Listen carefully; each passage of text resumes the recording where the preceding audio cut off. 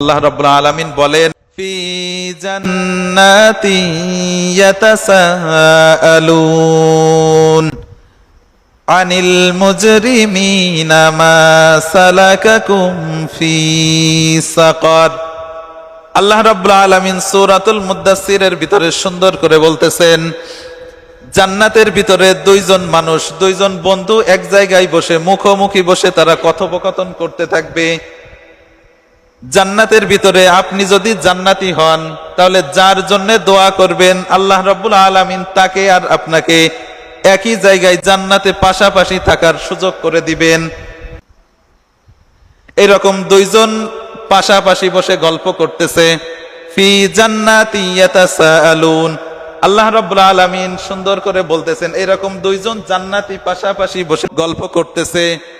আনিল মুজরিমিন, হঠাৎ করে তাদের চোখ চলে গেল জাহান্নামের ভিতরে, যে দাউ দাউ করা আগুনের ভিতরে মানুষজন জ্বলতেছে তাদের দিকে।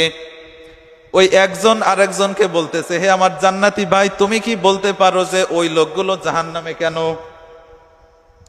ওই লোকগুলো তো আমাদের পরিচিত মনে হয়, দেখে তো মনে হচ্ছে দুনিয়ায় আমরা একসাথে চলাফেরা করতাম, বন্ধু বান্ধব ছিলাম, একসাথে চায়ের আড্ডা দিতাম, একসাথে ফুটবল খেলতাম, একসাথে আড্ডা মেরেছি, পিকনিক করেছি, অথচ আজকে তুমি আর আমি জান্নাতে, কিন্তু ওই লোকগুলো জাহান্নামে কেন? তুমি কি বলতে পারো?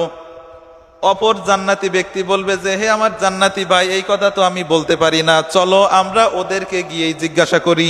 ভালো করে বোঝেন, এই দুইজন জান্নাতি, জান্নাত থেকে চলে আসবে জাহান্নামের ফেরেশতা।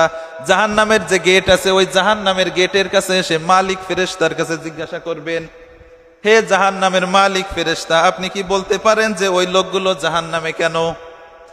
জাহান্নামের মালিক ফেরেশতা বলবে, ভাই আমি বলতে পারি না, আপনারা ওদেরকে গিয়েই জিজ্ঞাসা করেন।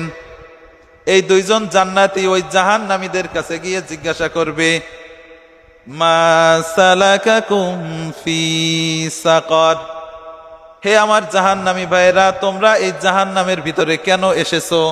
অথচ আমরা একসাথে চলাফেরা করতাম, একসাথে ঘোরাফেরা করতাম, একসাথে আড্ডা মারতাম, আজকে আমরা জান্নাতে আর তোমরা এই জাহান্নামের সাকারের ভিতরে দাউ দাউ করা আগুনের ভিতরে জ্বলতেছো, তার কারণটা কি? ভালো করে শোনেন, তারা এক নম্বরে যেই কথাটা বলবে সেইটা হচ্ছে, ক্বালু লাম নাকু মিনাল মুসাল্লিন। তারা এক নম্বরে বলবে, হে জান্নাতি ভাইরা, দুনিয়ায় থাকতে আমরা নামাজ পড়তাম না। কি করতাম না? দুনিয়ায় থাকতে নামাজ পড়তাম না।